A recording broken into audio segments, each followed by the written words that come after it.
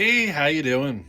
Hey, I'm sitting here working on the Pro Mac 610 again, the one that I'm building for Mr. Obsolete. I think it's ready to be assembled. So let me show you where we're at. But before we get into the Pro Mac 610 and the Homelite Super XL Auto updates, I got something else for you. Now, I just wanted to mention something. So I put out videos on the Homelite Super XL Auto, racing, stock versus ported. And we are doing another video with the Super XL Auto against Charles Briscoe's 4910. But I decided after that, I'm going to do another test.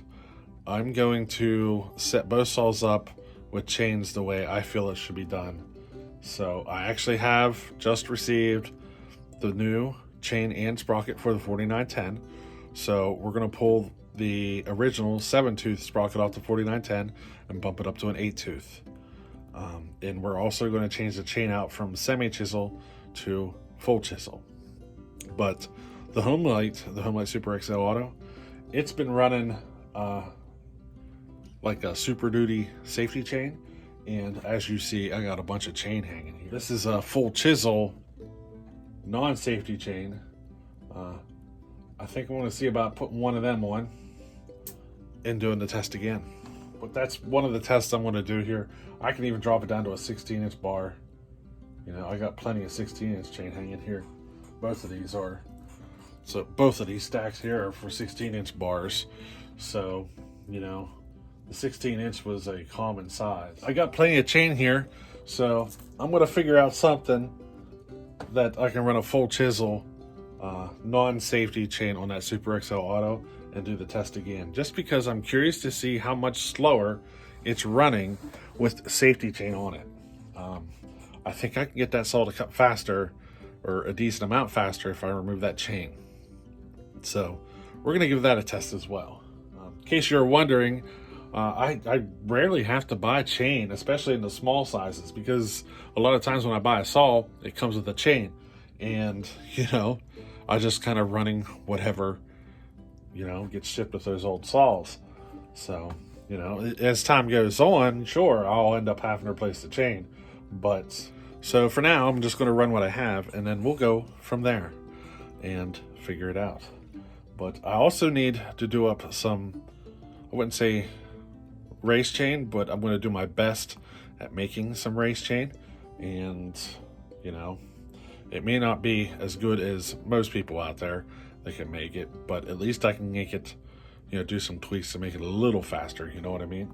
And I'm going to do some of that so that I have, a good chain for Sawfest, and I got to get that developed. So, alrighty. So what do you say we get on with this? Take a look at the Pro Mac 610 and the Homelite Super XL Auto and see where they are currently sitting. Alrighty. Alright, so there it is. What I've been doing here is basically rotating it and just watching how the connecting rod rides on the bearing. Making sure it doesn't want to walk to one side and like stay there and stuff. So what it's doing is it's kind of walking back and forth between the two sides. Kind of like, can you see it? Kind of back and forth. So as I rotate it, you'll see it move back and forth between the sides, but it's not staying on one side. So I think I got it about as square as I can possibly get it. Now let me show you what the port work looks like. All right, so there's our exhaust port. I've already showed you that once before, but that's what our exhaust port's looking like.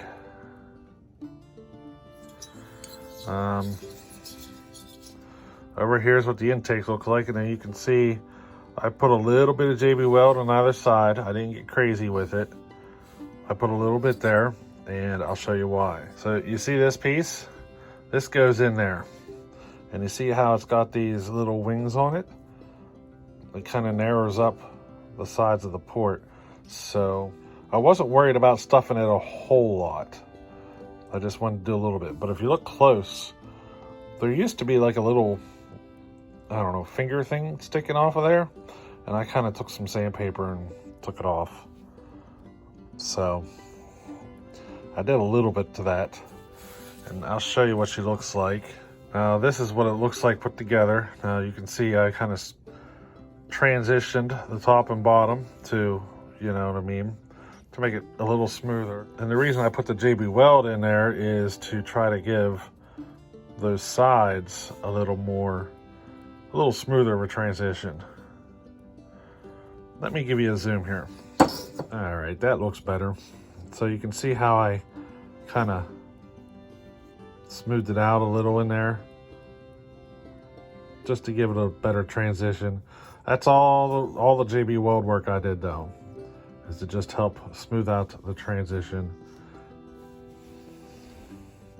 And I took those there's like a little corner there where it flares out that kind of protruded, and I just sanded those off.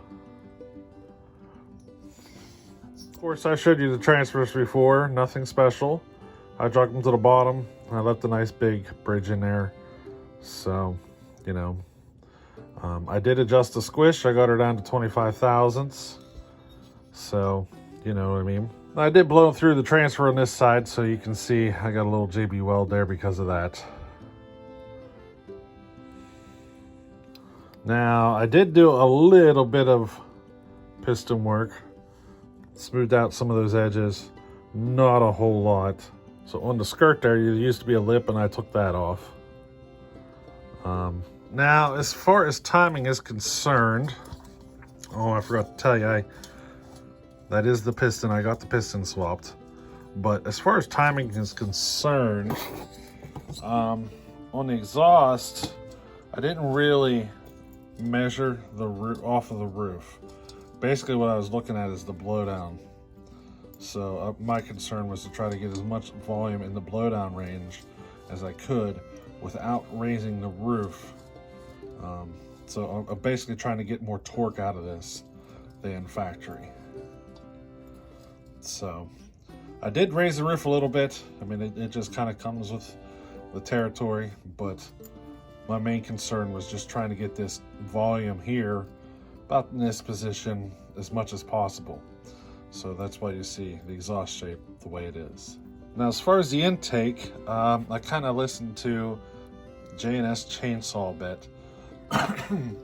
If you're familiar with him, he does a lot of Mac work. But I did make an adjustment to the intake timing, but I did all of it off the skirt of the piston. That way, if I feel like it needs more or less or something, I can go in there and make an adjustment. Just simply by changing the piston. Now, one of the other reasons I took it off of the piston is because at top dead center, the skirt was still protruding down in to the ports a good 1/8 of an inch or so. So I did all of my adjusting off the skirt. Just to get it to where the skirt wasn't going to protrude anymore. You know, I pretty much had the timing number I was going to aim for. So that's one of the reasons I decided just to do it all from the skirt. And you can see I kind of shaped it different. So she just kind of closes down through the center like that. Now the little things on the ends, that's the way the piston looks from the factory. So what you see in the center is what I took off. And I probably so that's probably about how much intake timing I added to it. So in case you're wondering, our duration went from 120 or 130, or what was it? I'm trying to remember here. I think it took it from 130 to 154 duration. But that's where we are on this build. So yeah, that's where we're at. And I think it's time to start the assembly.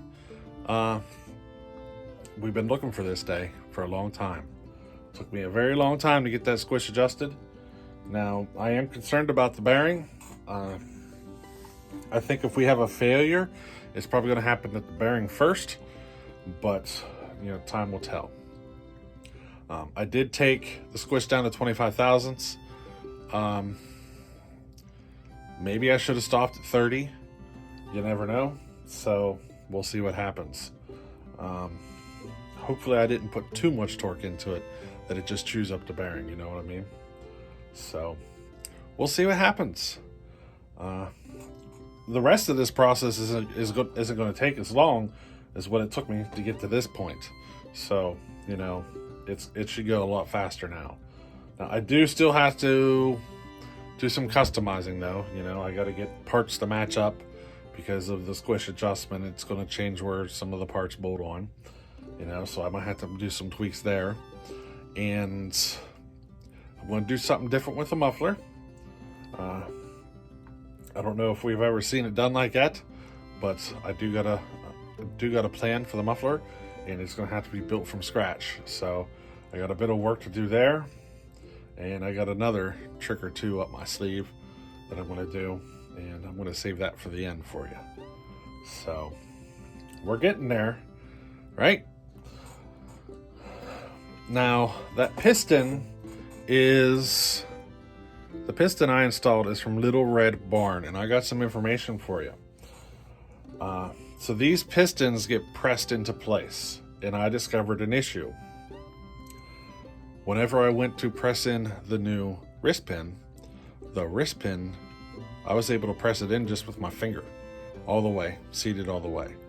So it was not large enough for a good tight fit. So I had to reuse the original wrist pin, because the one from Little Red Barn it was too small. It wouldn't, you know what I mean? I didn't trust it. If I'm able to press it in but with my finger, then, you know, I can't trust it. So I felt that using the original wrist pin would have been, you know, the better fit. So that's what I did. So she's been a challenge, and now we get to work at getting it together, and hopefully this all holds together. Hopefully. Now, I forgot to mention, there is a disadvantage to doing the piston the way I did. There's advantages and disadvantages. So the advantage is that if I feel like I need to make an adjustment, like maybe I went too far on the intake timing, I can always just buy another piston and put it in, you know? If I would have done it on the intake port itself, then if I went too far, I'd be doing some JB weld work and stuff like that. So that's why I decided that I would just go ahead and do everything from the piston. It's an easier job if I just got to change out the piston. Another thing though is this could end up being a disadvantage, because down the road, if this saw needs a new piston, Mr. Obsolete, the gentleman who's receiving the saw, will not be able to change the piston himself, because I will have to retime it and set it and everything, you know what I mean? So if he runs into issues with that, then the saw would have to come back to me. A simple piston swap won't work because the piston is modified. So that's one thing to consider whenever you're doing things like this. Sometimes it's better to do the piston adjustments on saws that you're going to own and not ones that you're sending out to a customer or something. Because it prevents them from being able to just swap out the piston. So consider that if you're going to do one of these builds or something similar, because it can cause problems to do your piston adjustments the way I did. Now, I did work on the Homelite Super XL Auto as well. I already did one video about changing the bearings. Now, I did a little more port work, so let me show you what I did there and where we're at on the Super XL Auto. All right, so this is the Super XL Auto that we're working on. And as you see, I did not do anything to the exhaust yet. The reason is because I want to, double check all the numbers and everything, but I can't do that without having the whole bottom half of the saw put together. So I did the bearing swap. The bearing swap is done. Now I just got to get the crankshaft and the case and everything put back together so I can start working out the numbers of this saw. Now I did a little more port work. I think I showed you my transfer work already. Now I went ahead and put my fingers in there like I usually do. So that step is done, and hopefully this saw will be nearing completion soon. Because once I get the exhaust set, You know, it's just down to assembly, and I'm pretty good at getting these saws assembled. It doesn't take too long, especially once the bottom half of the saw is done. The final assembly goes pretty quick. Now, the Homelite Super XL Auto, I've been testing on one recently, and I noticed that it ran better with a bigger carburetor. So we might have to do that to this saw. So we're going to try it with a factory style Tillotson carburetor. We may even consider doing a modification to this carburetor. It'll be the first time I've done it, you know, got into actually modifying carburetor to this extent. So we may even consider doing that. But, you know, I don't have a carburetor lined up at this moment for this saw if the factory one doesn't work. But I think I have one laying around here somewhere. So we'll see how that goes. But we may look at doing a little bit more of a modification to that carburetor than what you would typically see. So we'll see how that goes. But the Homelite Super XL Auto is coming together soon as well. So both of these saws really are right on the edge of the assembly process. So, you know, we're getting there. Definitely getting there. I did have a hiccup on the Super XL Auto. For some reason, I cannot find my rings. I've been looking everywhere, and I cannot find them. I don't know. They just disappeared. The box for the piston is sitting here, but the rings aren't in it. And I don't know what I did with them. Now, it's not the end of the world. I have a brand new set of rings here for a Super XL Auto, but you know, I would like to install the rings that came with the piston. So let's see. I'll keep looking and see if I can find them. But worst case scenario, I have another set of rings here that I can throw on it. So, you know, it's one of those things. It happens. It's not the first time it's happened to me. You know what I mean? But we'll see what happens. But anyway, hey, I thought you guys would enjoy this little update. And we're nearing the end of the process on both of these saws. So, hey, we'll catch you on the next one. Later.